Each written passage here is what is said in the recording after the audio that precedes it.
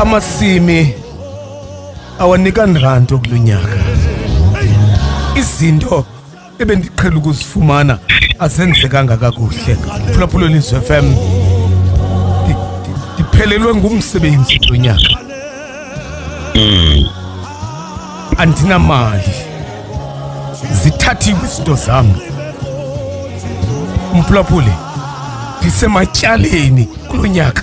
Mhlawumbe utsho nalo December andimazi uba uyintoni. Akukho lonwabo ngasikadlule lo December ngoba uyingxaki ezawundibonakalisa ndiphala zinyembezi ngoba kunyaka ophelileyo bekungekho njena. Ndithe kuwe ewethu awuzonto zakho wena unguwe. Hayi Ungacuthi wena umlinganise nezinto zakho.